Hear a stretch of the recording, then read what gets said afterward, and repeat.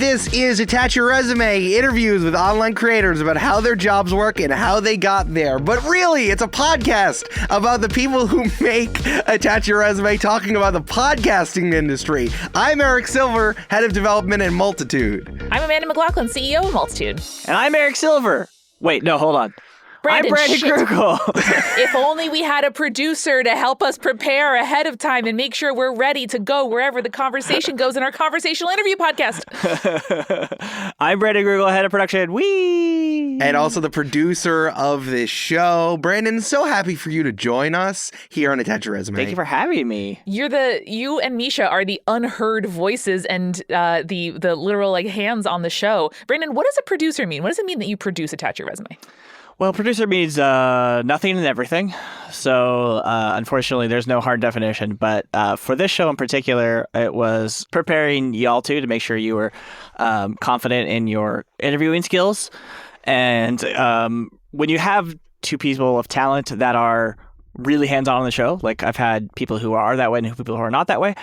But in this instance, you are great and you already know how to do the show by yourself. So it's really just pointing you in directions that you need to go when you need it. But mostly it's hands off at this point because you guys got the goods. We did trial interviews of each other to get going on what we thought for Attach Your Resume, and the whole time I was remembering that I was doing Amanda like Amanda was doing the questions for the CEO series, and Amanda was doing me like I was her husband. She's like, how great you are at this, tell me about it. I'm like, no one would do that for me. It was very humbling and made me feel very unprepared to start the show, but I feel like we have grown together. You started out pretty good, Eric, but I've definitely grown together in large part because when I write the draft questions for a given interview, Brandon and Eric give me feedback and help me understand what I'm really getting at, adding additional lines of thinking that I wasn't at the first time. And all of those, you don't see that effort go into the final interview episode that you all hear, but it is very much happening before we sit down to talk to whoever it is we're interviewing. Yeah. The worst thing I do is say, I want to talk about this, help me put the words to it. And then Amanda and Brandon always do. I don't mind. No. You always know what it is. You have to say it out loud, and writing it is hard. Yeah, writing down the questions that I'm going to say in the interview is the hardest thing for me, for sure.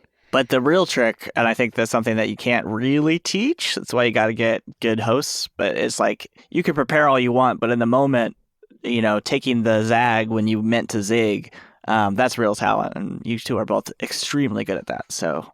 flowers to you. I appreciate that. I felt really powerful doing the Taylor Lorenz interview where I'm like, wait a second, wait. Answer my question, please. Well, I'm going to take the reins here for a second and ask you, how do you think your season 1 went? Were you happy with it? What were your favorite parts? Tell me your favorite interviews. I want to know how you felt. I am really impressed and pleased with the list of guests that we put together. This closely resembles the original list of the people I'd love to talk to are A, B, C, and D. And most of those names are represented in season 1. The people who we immediately thought of this is a slam dunk, somebody who I've got to talk to, somebody who I know has great things to share. And so looking back over that list of, the 15 episodes before this one, I'm really proud. I can't believe that we started the CEO interview series. I think that was great. The Jack Honey interview and the Hank Green interview stand out because for both of them, I think they really wanted questions like this asked of them. Not like Amanda was pitching softballs or anything, but more that it's tell me what you think. And we got that from Jack feeling emotional about his role in this. And I think Hank answering questions that he has literally never considered before, I thought were really effective. Totally. Yeah, Jack Conte's interview, that was truly a wonderful interview. That is a standout interview in all interviews I've done. I'll be honest, I love Patreon, obviously. We've been working with them for a long time, but, for me, they were always kind of just a service that was a necessary, not evil, but a necessary way to make money, right? It's the tool we had. It's the tool we had, exactly. But after hearing the way he truly cares about his business, it's oh, I'm never going to leave Patreon. This man gets it. Yeah. Yeah. All the people who I interviewed, I could talk to forever, honestly, for various reasons. Whether it's people who I felt like I got along with so specifically and can talk forever, like Alex Jaffe and Josh and Gita, or people who I want to hear what they have to say forever, like Ryan and Taylor and Dr. Alban. But season 1 is not it. We have already started work on season 2 of Attach Your Resume. Eric, what can people look forward to in season 2? More of the same. but and better and bigger and more. Attach Your Resume was always something that we wanted to do just to see it exist in the world. We started Attach Your Resume as like an outlay of our jobs at Multitude, but at the same time, making a show takes time away from us doing the things we have to do with the business. So having the time and being able to put in the effort for like a creative outlay like this is really important, and we're excited that we get to do it again. Hell yeah, dude. And as we're working on season 2, there are a lot of things happening in podcasting, in the world of podcasting, and what's happening just in audio as a tech and entertainment medium that we want to flag for the audience. This is almost like we're doing an intro to the year where, like, let's pretend that we can have watched the entire year. I'm curious what's going to be happening. But then we come back and we sit down and we say, wow, let's look at some themes that we're going to be tracing across the year to come. And each of us has prepared a story in podcasting that we are excited to follow throughout 2025. Hold on, I have a drop for this. Attach Your Resume presents podcasting panel from people who full-time do podcasting. Wow. That was beautiful. It's funny. I'm glad that you started out by saying there's no term for producer, Brandon. Like, producer doesn't mean anything and it means everything at the same time. Because I feel that way about podcasting too. People in this industry spend so much time grabbing terms from other elements of the entertainment industry that like people don't really know what anything is going on. And I think it's nice to talk about podcasting as this burgeoning industry instead of just kind of slagging it off to general influencer stuff or general video stuff or whatever is going on with blogging. It's fun and important to talk about podcasting, and I'm very excited that we're going to. I totally agree, especially as one of the dominant themes in podcasting right now is what role video is going to have in the future of podcasting. A lot of 2024 was dedicated to the fact that Spotify is getting into the video game. It's Amanda's turn to talk about something. Wow, thank you so much. I wish that happened every time I began talking in a group setting. I can do that. That sounds great. Great, thank you. What are husbands for? Exactly. So, Amanda, what's the headline of the thing you want to bring in? The headline of the year for me is video is a way for Spotify to juice their earnings numbers, not a requirement for podcasters. I like How's that. Would click. Click, click. Would click. So this is the main deal. Spotify has run out of the amount of things they can offer you to incentivize you to pay for a Spotify premium subscription. We know from their earnings reports, which are available in public at investors.spotify.com, my favorite website, that Spotify earns fully. Imagine that's in your bookmarks bar. It doesn't have to be. I type IN into my URL bar and it comes up. It's a frequent destination, baby. InDesign quaking in their boots. I am feeling, by the way, how like okay boomer it is to type in a website. I'm sure nobody does that anymore, but I do. But Spotify earns twice as much money from people who pay them for a premium subscription than they do by annoying you with ads on an ad-supported tier. Those ads are so annoying. It explains how annoying they are because they're trying to get you to be ad-free. That's a feature. That's by design. They want to make as much money as possible, but also incentivize you to pay for the premium version. And so if we understand and accept that their goal is to maximize the value of their stock by maximizing their earnings, by maximizing the number of people who pay for Spotify Premium, then it makes all the sense in the world that they keep adding benefits to Spotify Premium. That way you can also jack up the price of Spotify Premium. So they tried this first with obviously all kinds of music. They tried to commission some exclusives that are just for Spotify. They tried it in podcasting where they acquired a whole bunch of companies throughout late 2019 into as recently as 2024, buying different audio companies that now makes a lot more sense because they tried at first to have podcasts that were exclusive to Spotify. Then they tried for a minute to be like, audiobooks is the new hotness. Audiobooks, come listen to them, for a bit with your Spotify Premium subscription. But they have reached the limit of how much audio-only programming they can use to make Spotify Premium tasty. Therefore, they have started rolling out video. And this really started in November of 2023. As far back as then, I see them saying, quote, people are watching more and more video on Spotify. Time spent with video content has increased 48% year over year.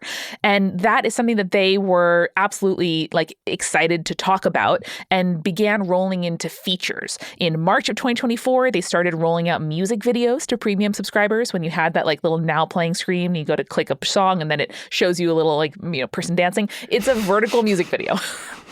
This makes sense of this timeline because I feel like The Ringer, which is pretty much the only company that still exists and puts out podcasts that Spotify acquired, really pivoted towards doing YouTube videos.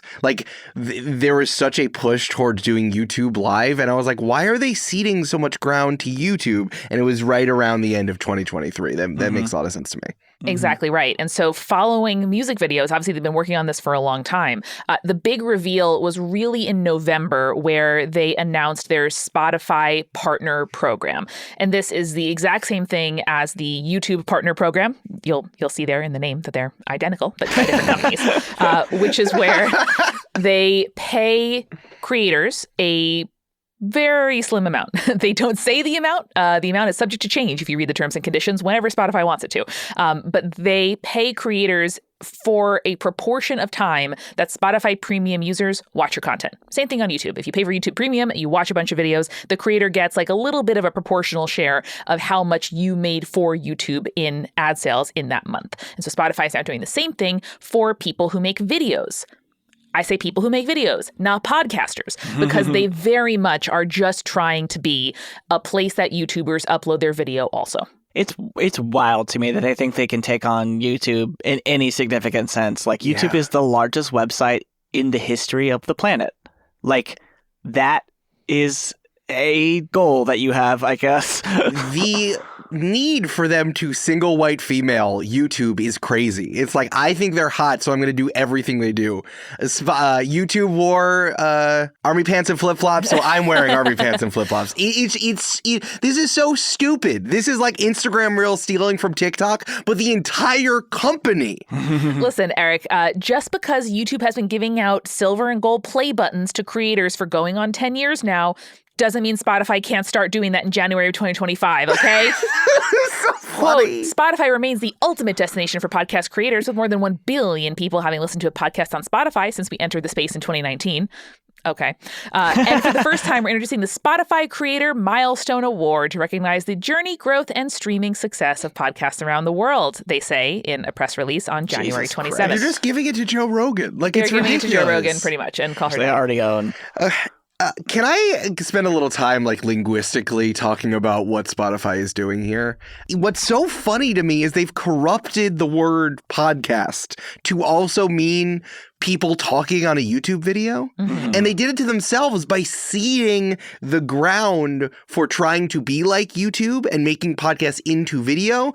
There was an entire year before they really started emulating everything that YouTube did where they're like, no, actually a podcast is audio or video, and it looks exactly like you're envisioning in your head, with the mics on the arms and them sitting on the couch and the certain lighting. That is now a podcast. They eroded the thing that they were good at just to see if they could eat as Brandon said, giant company's lunch, or at least eating their crumbs. I just don't understand it. I don't know. I mean, it's the disease of having to have the numbies go up.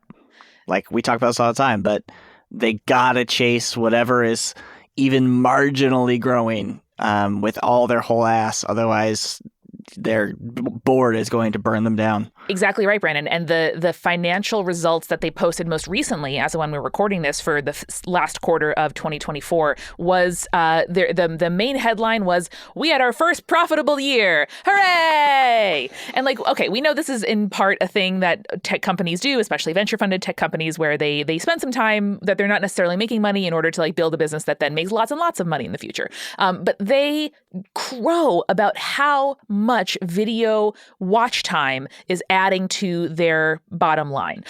They say, in fact, if you go to Spotify's website and you look at like, hey, I want to buy an ad on Spotify, the thing yelling at you from the top of the page is, quote, combining audio and video ads drives up to 66% more incremental sales than audio only. This is the point. The point is that in addition to making real money when they annoy you into or give you the carrot of watching an uninterrupted video podcast, which is what they call it. I just vomited. Sorry, Brandon. Can you cut that out? Yep. Can you edit out the splorp that happened? Yeah, but I can't do it on video. Or I'll just put a little censored thing on video. Oh, we can put a little like pixelated Nyan cat over Eric's mouth. All of a sudden, I go pixelated because I'm vomiting. That's all to say that Spotify is excited about giving you the carrot / annoying you by multiple ad breaks like this is cable television all over again in your video program. And second, being able to upsell advertisers to have a video component of their ad. They already have the tools from Anchor, a podcast company that Eric worked back at when it was audio Twitter. It was audio Twitter. It was like recording 60-second bits. Those guys I didn't realize were such tech-brained dudes. Now one of them is a VC guy and another one still works at Spotify. They had sold a tool to Adobe, and this was like their second thing they were doing. And Spotify is fundamentally a technology company. They are a platform that exists to scrape money off of me paying $10 a month for as much music as I wish to listen to, and maybe podcasts too, and artists to whom they pay cents on the dollar for the actual content that they listen to. Yep. But this is all to say that a fun new thing they are also doing to make even more money, this is news, hot news for both of you, I've not told either of you this. Hot news, get you hot news. Is, you know how they rebranded Spotify for podcasters to Spotify for creators? They have like a dashboard where you log in, you can upload video podcasts, but also upload like YouTube videos, basically. Well, now, guys, a fun new thing that they want you to do is pay for reach. Pay for reach. Already? Pay for reach. Again, it's like they're reverse engineering like a goddamn IKEA Billy bookcase YouTube.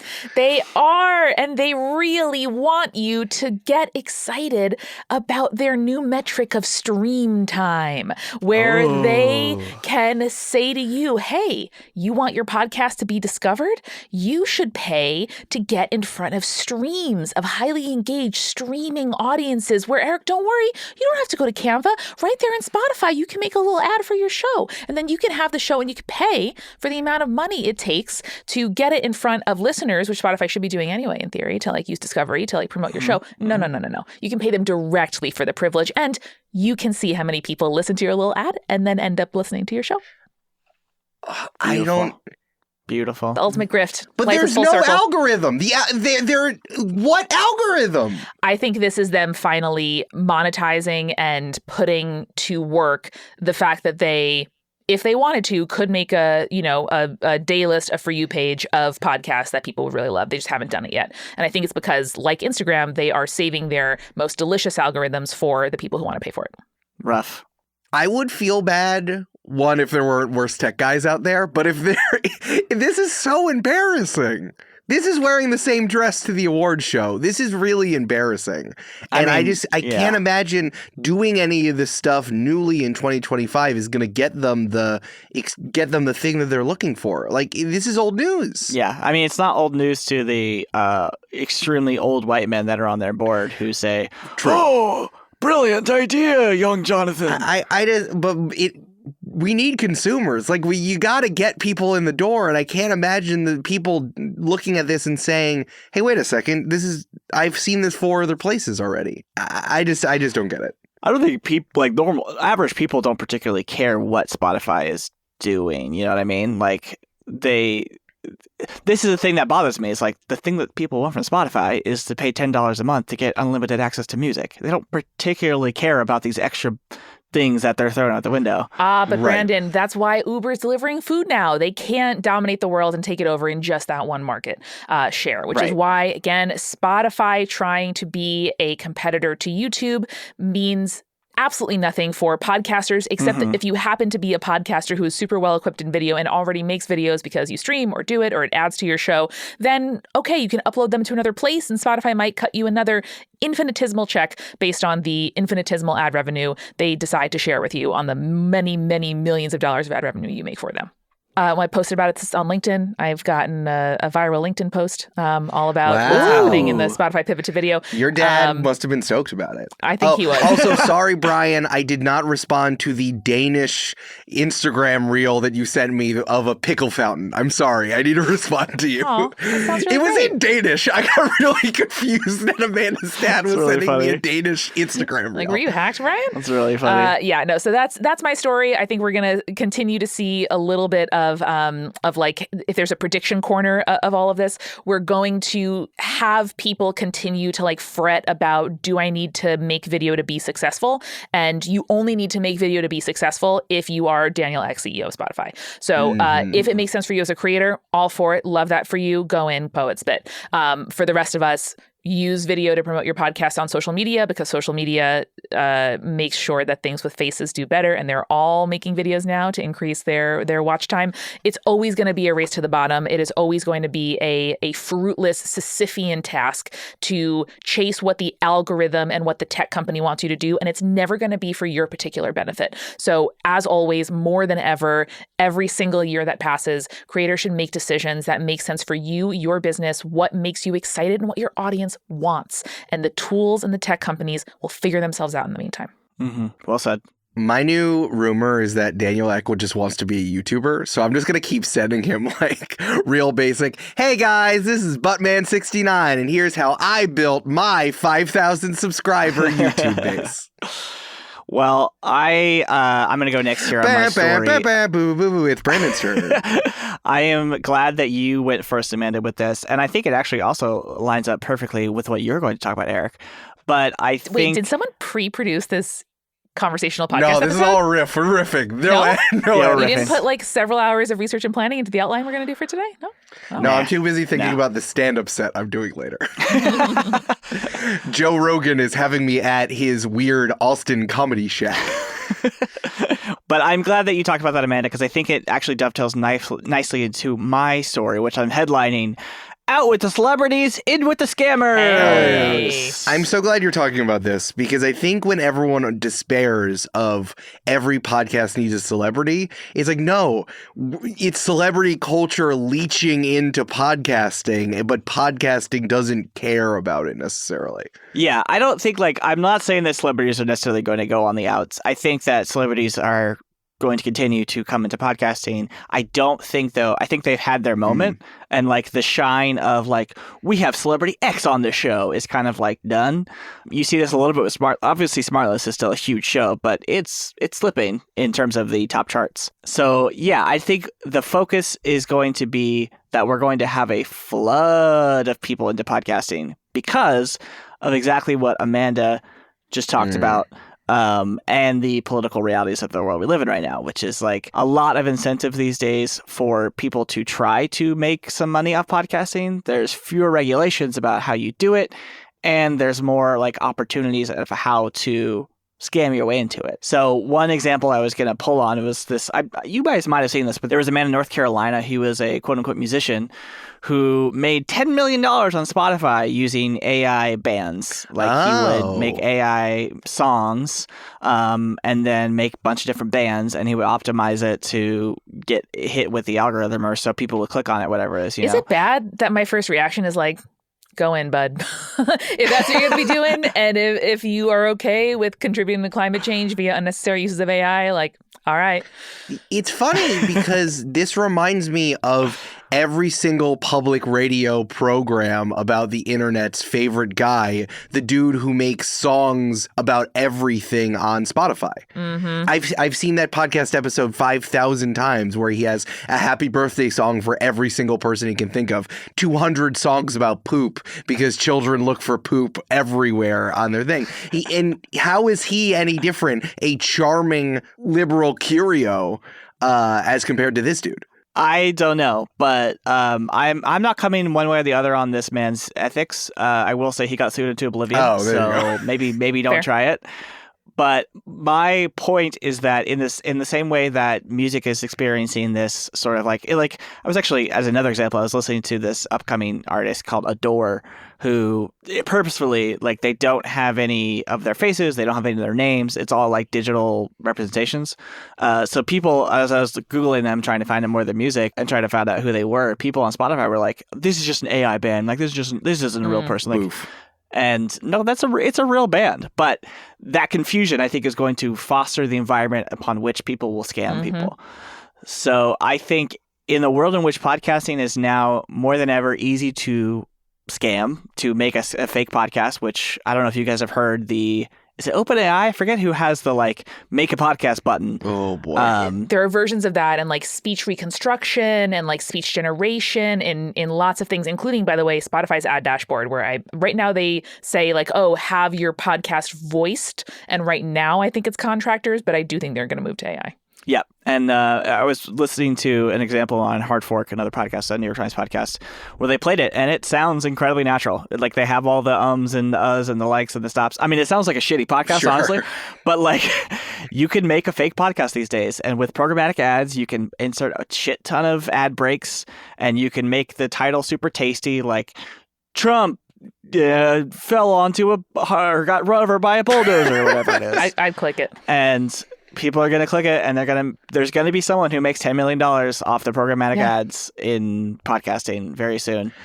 I'm not surprised. There is a woman who keeps coming to all of these podcast events in New York City who keeps just like proudly saying she works at an AI company that will do this for them. And people just like welcome her in like, wow, great. So interesting. I'm like, what are you doing here? And then everyone gives me the stink eye. Like, this is actively happening. I see this woman all the time. She's at like local New York City events. She's at Podcast Movement, the big podcast convention that a lot of us go to. It's actively happening and no one is shunning it. Yeah, I mean, we need to be as a community of artists, the same way that visual artists had to do and are still doing. We need to do that as it comes in. Absolutely.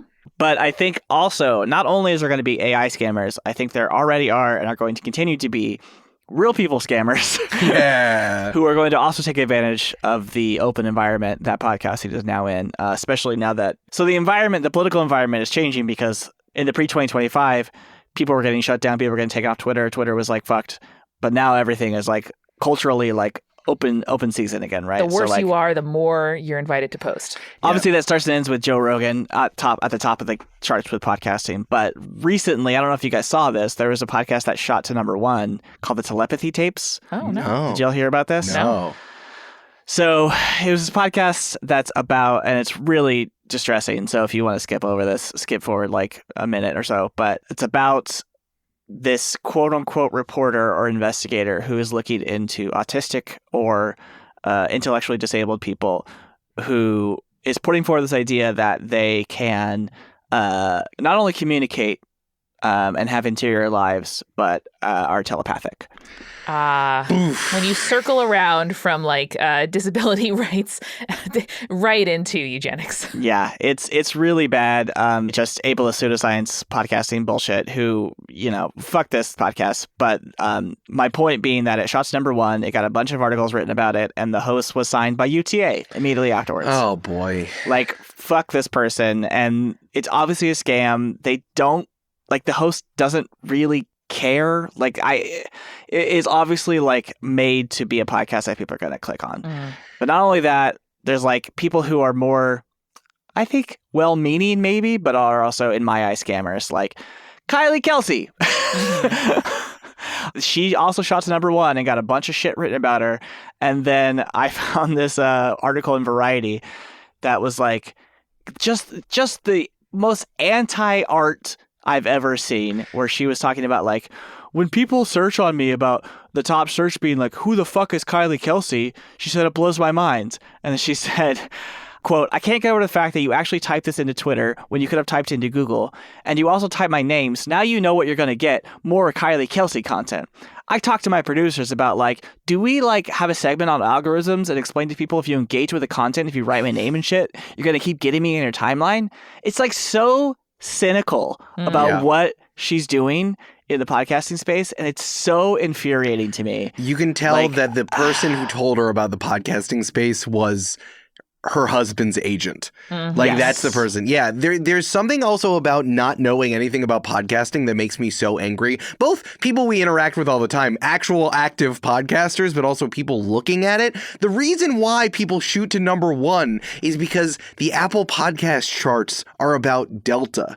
It's about going from non-existent to any amount will make you shoot all the way up. Like, it is a math equation from a company that does not care about podcasts. They haven't updated this in forever. So the fact that people are biting and writing articles about it and thinking it means something to be number one, it's really not as interesting as you actually think it is. But then, of course, you're propagating it and platforming it by writing about exactly. it. Yeah, and that's exactly what I mean about the environment fostering this shit. It's like both the telepathy tapes and Kylie Kelsey went to number one, and telepathy tapes, unfortunately, is still in the top 20, I think. Kylie Kelsey's down to 37. But the environment of lack of integrity in journalism and political environment we live in just means that these people are going to get written about and shared and blah, blah, blah. And yeah, it's going to cut into everybody, especially the celebrities' bottom lines.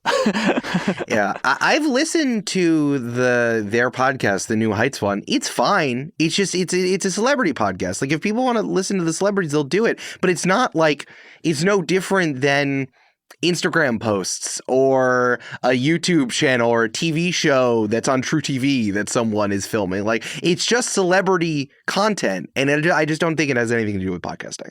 But which drives me crazy.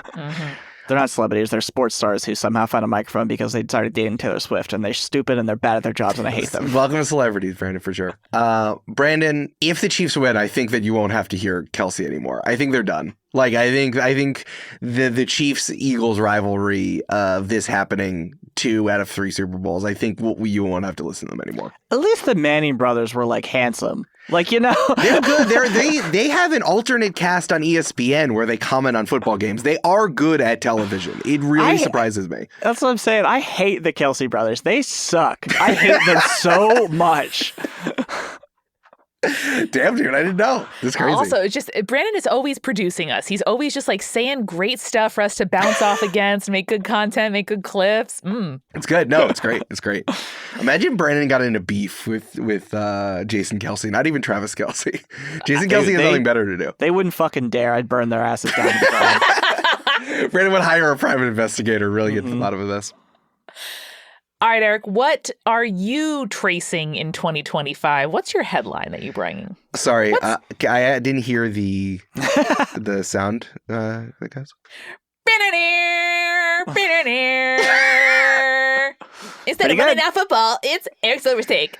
Welcome, Eric Silver. What headline did you bring? All right, mine is good work gets membership, and a lot of people don't want to do that. Okay. So, are you talking about Kylie Kelsey? Yeah, I'm talking about Kylie Kelsey and her booming Patreon. I'm using content as a general word here, a word I don't really like to use, but that's what I'm going to say here. Good content. People like good content. People will pay for good content. I think we're seeing this a lot in the writing and reporting side with 404 and Wired, who are currently crushing it in regards to everything happening with Elon Musk and Doge. There is an article that came out that Wired said that over the last few weeks, they had a record-breaking increase in subscriptions. 404 Media has been leading the charge in all this. You're really seeing how they've been unshackled from what was holding them back at Vice and just doing their absolute thing. They are surviving and thriving, something that we've been talking about on this show for a while, starting from Defector, but I think 404 and Wired are really carrying the torch here. While we saw that the New York Times and the Washington Post are losing subscribers because they bent the knee incredibly hard to Trump and Elon Musk. The thing that I guess I was pushing back on, and the thing that Amanda was saying of like, why is Spotify doing this? People must think this is lame. There is some amount of power in the power of the people. Like, people need to consume it in some sort of way. And people are putting their money where their mouth is by subscribing to 404 and Wired, but also this happening in podcasts. We've been seeing this since 2020. I'll say this from personal experience. I know our podcast jumped in their Patreon by 70 to 100% because people were like, oh, we got to, in the way that everyone started supporting their small business during the pandemic, people really started seeing their podcasts and their favorite creators as small businesses and contributed to that. And I think this has been on and popping for podcasters, an article I refer to a lot that Patreon released at the beginning of this year. It was that podcasters earned more than $350 million on Patreon last year. Hell yeah. It's also worthwhile just to pop over to Graphtreon, which is a website that tracks the charts of how well certain Patreons are doing. And you can just look at the top 50 Patreons. Brandon, did you know that in the top 15 Patreons, 3 of them are actual play Dungeons and Dragons podcasts? I did know that, unfortunately, but it's crazy. Isn't that crazy? Isn't that crazy? Just to think of it, even in the top podcast, the one that's leading the charge is Shane Gillis has a podcast that has 90,000 paid members. If Books Could Kill, Michael Hobbs Come on the Podcast, has nearly 43,000 paid members. That's like the circulation of a really booming local newspaper. Like that is like the kind of business that supports staffs of dozens, or did in the past. Chapo Trap House, we've been hearing about them forever, but it's worth saying they're the largest Patreon where we have the actual amount of money they make per month. They have 42,500 paid members. They make $180,000 a month.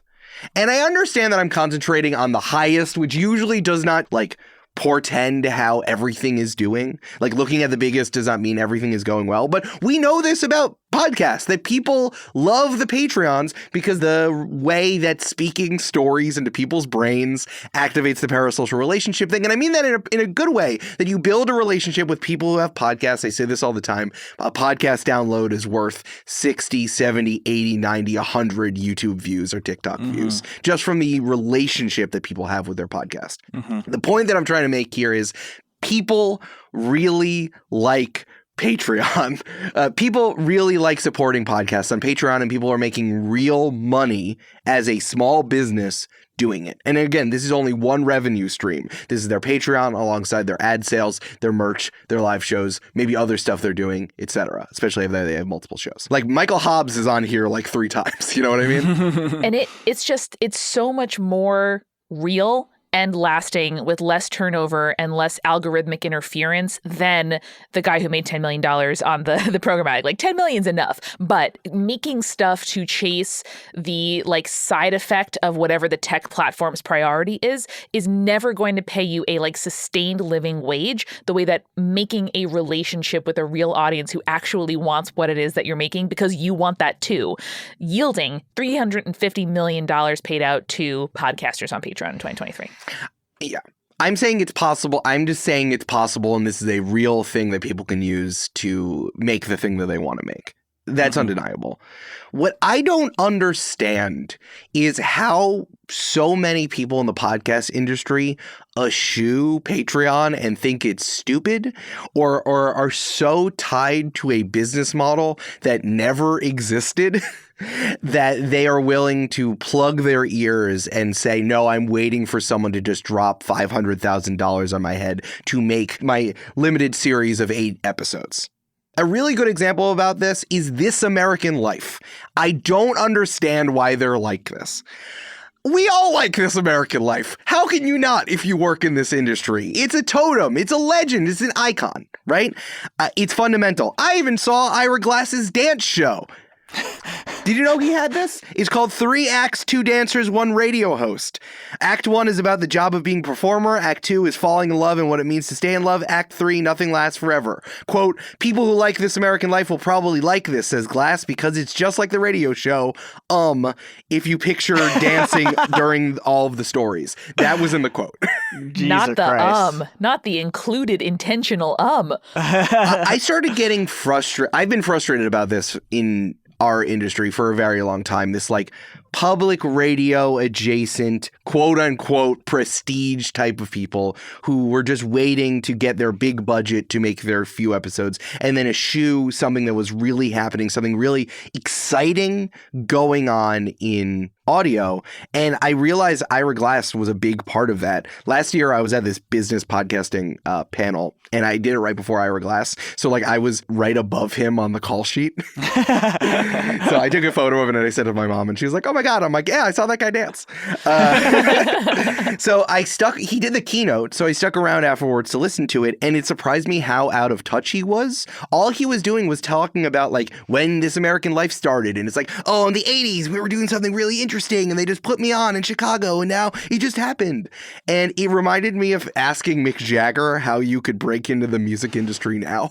It's like he will tell you a story, but it will not be relevant to you in any capacity. If you were not hot and wearing tight pants in England when he was, it's not really replicable. Yeah. It also surprised me how quickly Ira Glass recommended Search Engine from the stage, which is made by PJ Vogt, noted union buster and asshole, and how quickly they were just to forgive that guy after all that happened. Go look that up. Just look up Gimlet Bon Appetit union busting. It's a really crazy story that gripped all of us in 2021. Mm-hmm. He reminded me of some tech giants out there.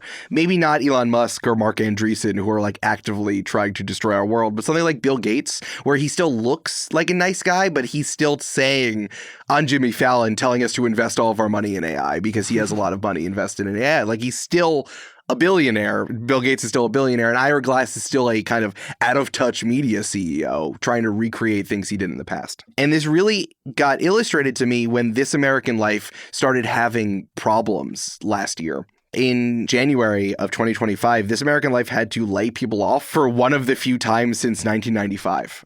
This is an article I read on Semaphore.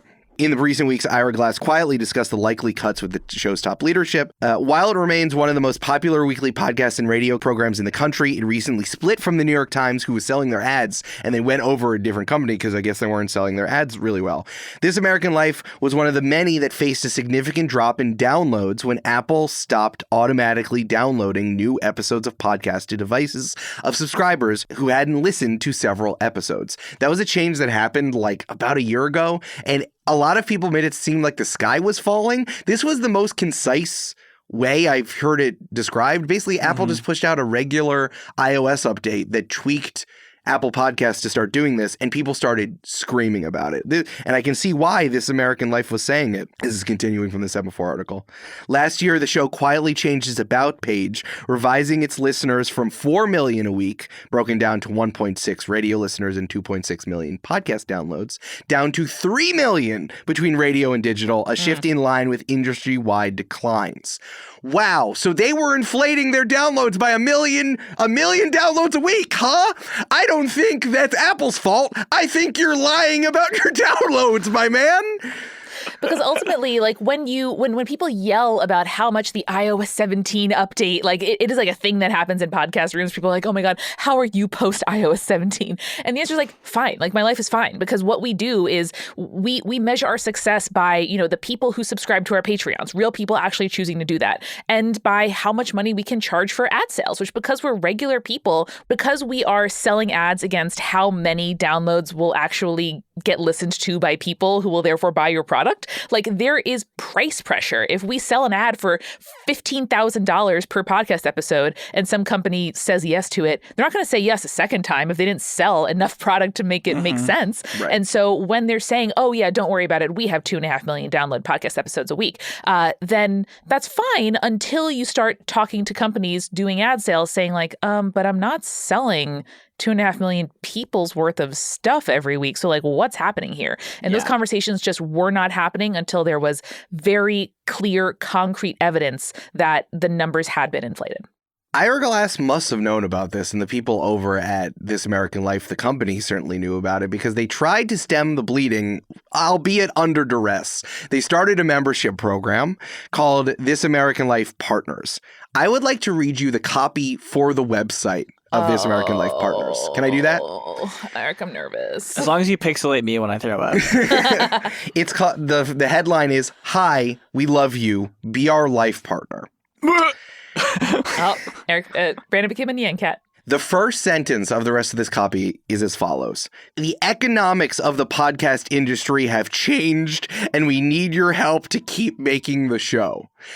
It just happened below us, guys. We didn't know what was happening. It just earthquaked, and now we're sunk. I want to jump to some reporting in Pod News about the subscription, things that Ira Glass wrote in an email to all the email addresses he had. Quote, "We're doing this out of necessity. The ad market's changed a lot in the podcasting industry, and it has affected nearly everyone making shows like ours. We expect our ad revenue to be a third less than what we brought in a few years ago." Probably because you were lying about your downloads, my man. Probably because you inflated your downloads 25%. Yeah. The branding is This American Life Partners. Glass also suggests other names of This American Lifeboat and This American Life Support. Ira Glass wants you to know he hates this. Fuck you. Podcasting sucks. I'm not gonna change. Fuck, man. I would have more respect if they went with This American Lifeboat. Right. Own the fact that you hate this. Just say this sucks. We don't want to change, and give us money so we can keep making the thing you've always liked, which is fine for like touring bands that tour the same album everybody likes. Like, it's the same thing you like again and again and again. That's fine, but they're not saying that. But doing it under gritted teeth, like he's in like that medieval torture device that you could throw tomatoes at someone, is not helping asking people for money, my guy. Now, if they were working with Patreon, I've worked with Patreon for a while. I also don't think Patreon is great. I think they kind of sat on their laurels for a few years there, but they've really doubled down in podcasting lately because there's another company nipping at their heels. It's Supporting Cast that also does a membership for podcasts specifically for audio people. I had no idea where Supporting Cast come from. This American Life decided to go with Supporting Cast. I'm like, that's kind of interesting. Supporting Cast is a product spun out from Slate that now only pretty much caters to this element of people gritting their teeth having to do membership. Institutional media that need another revenue stream for their parent companies to let them keep doing it. Yeah. And This American Life kicking and screaming about how podcasting changed under their feet and they're getting punished for inflating their downloads. They're going with the company that says, shh, it's all right, Hourglass. Shh, it's okay. I know you have to do this. I'm so sorry. Everyone sucks. It bothers me how this is a viable thing in front of us that so many people are taking advantage of. We're taking advantage of. So many people are making so much on Patreon right now because they're giving the people what they want while podcasting is going kicking and screaming, imagining that they could just go into a time machine back to like 2014 or 2018 and survive then. And it's not even like those things were real. I mean, they were either capitalizing on the boom of podcasting that happened post-Serial, or they were capitalizing on just the flood of money coming in from VC before they eventually need to pay it back. They're wishing for something that wasn't real in the first place. And it drives me crazy when instead there's something that they could just grab and enjoy, because listeners, especially listeners to podcasts, are smart and want to pay for things that they like, especially more of things that they like. Until we live in a world where like journalism is publicly funded and artists can like depend on a living wage from just a social safety net and not from their audience necessarily, it's disrespectful to imply that like dealing with money and working with your audience and being clear and open about what you need to keep making a thing that everybody here cares about. I don't understand it. It disrespects audience members. It disrespects listeners. It disrespects the people who do want you to succeed. If you're like, okay, fine, I guess like throw some money in the donation bucket. God, idiot. And I got no patience for it. Ira Glass is calling you an idiot for participating in his stupid thing he has to do every time someone signs up for this membership. That's what bothers me. Is like, fix the copy, man. Like don't tell people about how much you hate to do this. It reminds me of in the late 80s, early 90s when bands started doing like sync licensing, like licensing their songs to TV shows and commercials and stuff, and how they were just derided by the music industry for being sellouts and stuff. And now the reality is that like, oh, you want to be an artist? You got to do this. Yeah. So like maybe don't be an asshole about it, you know? Exactly. This also reminds me of the term always on. If you remember this term that's been popping up a lot lately? Mm-mm. Oh, you've never heard this, Brandon? I don't think so. When someone pitches their budget of $400,000 to make a 6-episode limited series. They might interpret the notes that they get from whoever they're trying to pitch to that say, hey, would you like to make a weekly show instead, one that comes out every week, the thing that podcasting is best at? And they're like, ugh, they made me make an always on show. And the term always on is so threatening. It's like, you're going to make me make this forever, no matter what? I'm always going to have to make this show? It's like, yeah, if you frame it like that, so is life. That's life. It's a term borrowed from television where there are shows that come out in seasons, and then there are shows that take some breaks but are otherwise you assume they're going to be there. Like, I don't know, the shows that we grew up watching and are the backbone of television, like morning shows, talk shows, late night comedy shows, all of the things that are the backbone of like advertising, and also the memories I have with my mom watching Days of Our Lives and the Today Show when I was growing up. Like, it's not, it should be assumed that an ongoing media project is ongoing unless there is a really good reason not to be, such as it takes a lot of time and money to make a season of, for example, scripted television. But implying a value judgment and implying that one is like a easy thing that you can just make for, no effort that'll print money because like the world is, filled with people who just want to like eat chips and candy, both of which I love, annoys the hell out of me. Shout out to chips and candy. We are making different things and imposing value judgments on one another as creators instead of looking to, I don't know, systemic change that has to happen for all of us to be able to make a living and make things and do labor that feels valuable. Yeah. Making a limited series aligns you with prestige television, while making always on aligns you with trash. And I can see why people are attracted to it. But also, like, we're making stuff on the internet. You don't work in Hollywood. If you want to go work in Hollywood, go be a TV writer. That's open to you. But like, don't use this as the springboard for your eventual social climbing. Is kind of the vibe that I'm getting from hearing these terms and from the people we interact with. It also just shows a lack of understanding of the entertainment industry because Hollywood is also imploding right now because, yeah, exactly. Hey, you know what doesn't pay bills? Huge prestige TV shows on streaming. You know what does pay Netflix bills? Very medium budget rom-coms. Yeah. Instead of reaching for something that doesn't exist, you can just participate in the thing that's working, which is direct membership programs. Yes. And you don't have to be such a baby about it, Ira Glass. Sorry you lied about 1 million downloads a week you were getting. Come on the show. Let's talk. Yeah, Ira Glass, come on the show. Come on. I'm here. Eric, I'm here for the interview. Would you like to ask me a question? That's the sound of like a little gremlin who lives in a log. I'm a little gremlin. My name is Ira. Ira Gross. Ira Crass. Oh, nice. Nice. That's like the demon.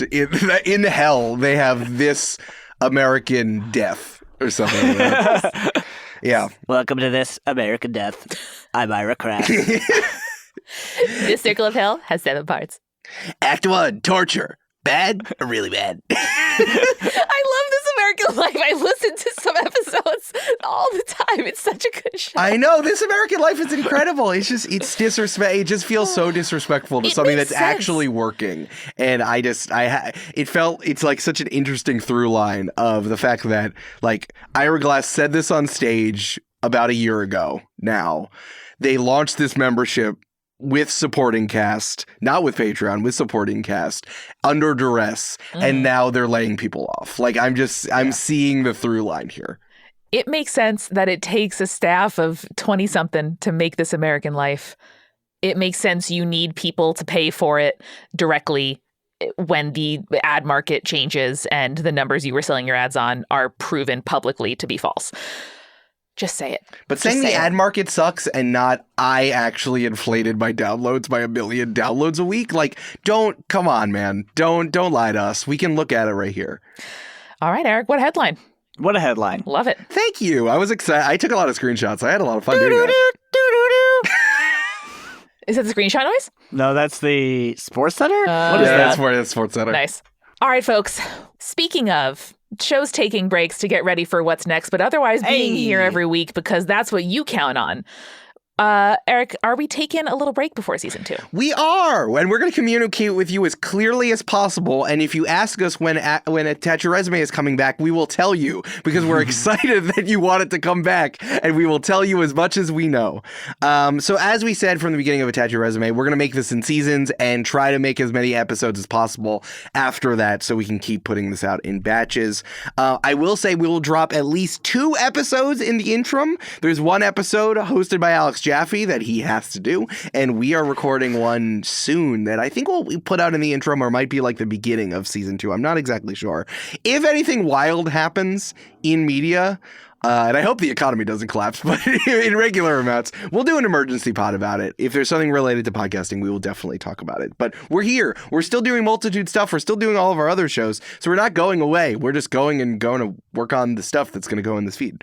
Like I said, we already have funding and the time and energy to do season 2. It's coming back bigger and badder, but also the same.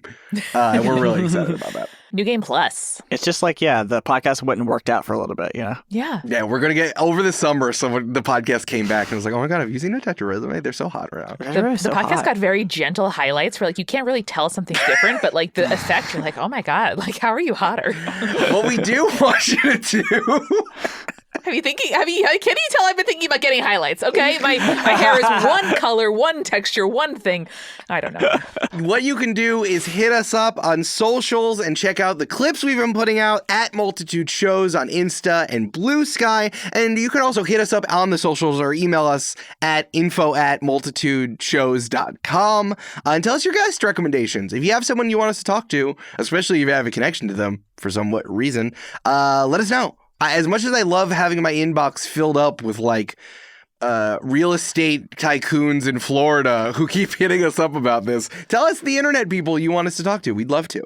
Also, keep looking at socials. We're putting up more clips that we didn't put out from season 1 that you can check out. And also, follow me on Blue Sky. I'm at Eric Silver. Follow Amanda at Amanda Mick.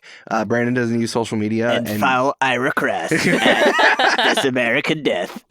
But I don't want to speak on behalf of Amanda and Brandon, but I'm sure they'd be okay if I did. But I really do love making the show. It's a lot of fun. Amanda's been cooking on this for a really long time, and I'm glad that we put out a solid 17 episodes of this first season to show that we're serious. Hell yeah. Thank you both for helping me take a thing I wrote down in 2021, which was Greater Economy Pod ? And building an actual show that actually is made. Eric, I couldn't do this without you as my co-host. I'm so grateful for all the ways that you've enriched what I'm thinking about media and how you're challenging me to be a better interviewer. And I just love and appreciate you as a person and this collaboration of ours. And Brandon, this would not be the same without you. You are the MSG in my ramen, where people think they don't need it. Maybe even they think it's bad. And then without it, you're like, something's missing. Damn, that's real. That's real. That's real. They avoid good producers like people think MSG gives them red puffy faces. True. God fucking true. Damn, dude. Well, thank you both for having me on this episode and also having me on the show itself. I am very excited also as a listener to hear more episodes. Shout out to Mischa Stanton, senior audio editor, doing their darndest behind the scenes, making great episodes, and to Talia and Bren at the Multitude social team, making those incredible clips and reels for you to check out. For sure. Thank you, everyone, for listening. We're going to come back as soon as possible. Ask us when we come back. We'll tell you. And as always, Attach Your Resume proves that the best credential for deciding the future of media is actually making stuff.